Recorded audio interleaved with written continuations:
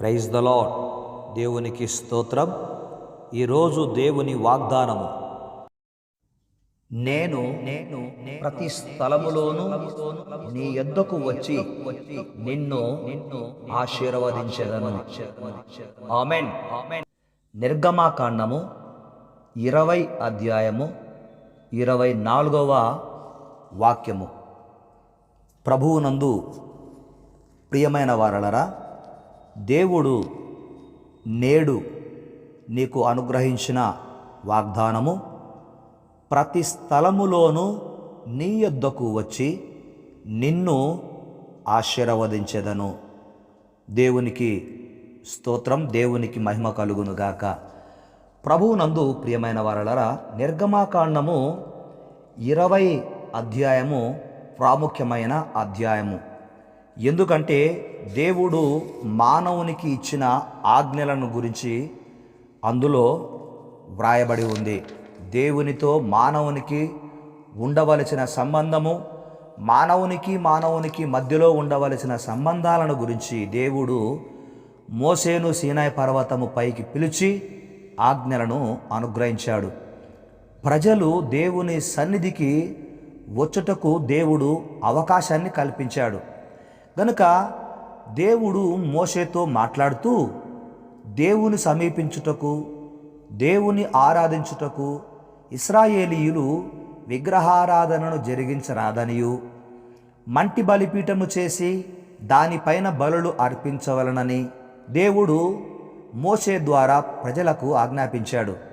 ఈ విధముగా చేసిన ఎడల నేను వచ్చి మిమ్మును ఆశీర్వదిస్తానని వాగ్దానం చేశాడు. ప్రభువునందు ప్రియమైన వారలరా, వాగ్దానము చేసిన దేవుడు ఆలస్యము చేయువాడు కాదు, అలక్ష్యము చేయువాడు కాదు.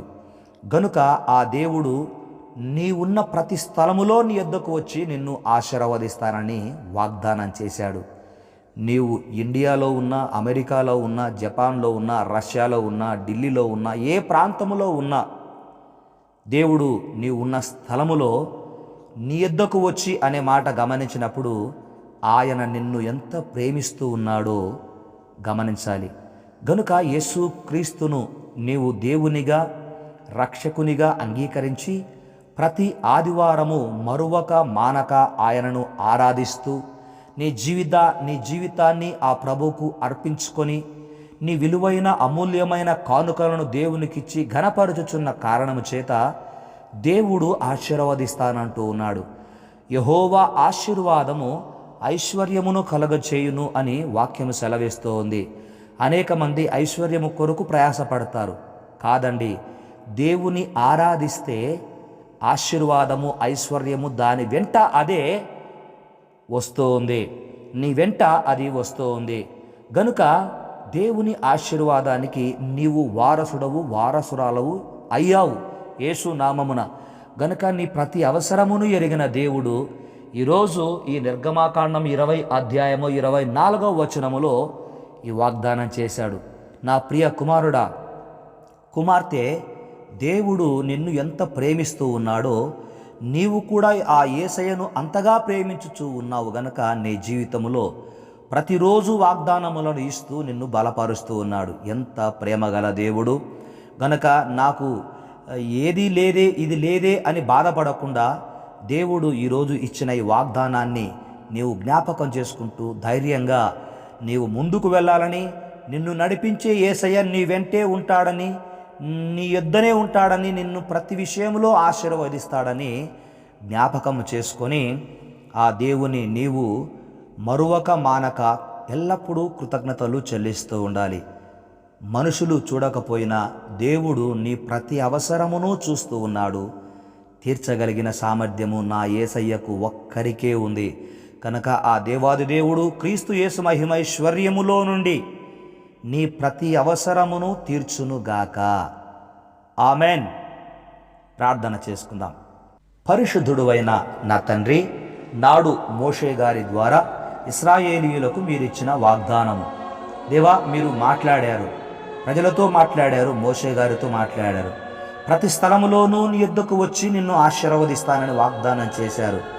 ఆ దినము మీరు ఇశ్రాయేలు ప్రజలను జ్ఞాపకం చేసుకొని, మీ ప్రజలను జ్ఞాపకం చేసుకొని మోషే ద్వారా బయలుపరిచిన ఆ మాట నేటి దినము నాయన మీరు మా ప్రియ బిడ్డలకు ఈ వాగ్దానము అనుగ్రహించినందుకు మీకు కృతజ్ఞతలు చెల్లిస్తున్నాను.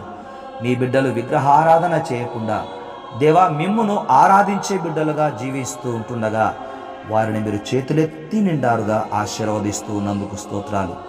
వారికి సంతోషము, సమాధానము, సంతానము, సమృద్ధి యేసు నామమున మీ ఆశీర్వాదము ద్వారా వారు పొందుదురుగాక.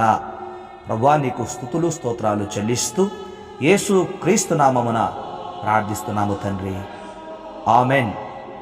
పరమ తండ్రి అయిన దేవుని ప్రేమ, పరమ ప్రభువైన యేసయ్య కృప, పరిశుద్ధాత్మని సన్నిధి, సహాయము, సహవాసము ఇప్పుడు ఎల్లప్పుడు ప్రభు రాకడ వరకు తోడై ఉండునుగాక.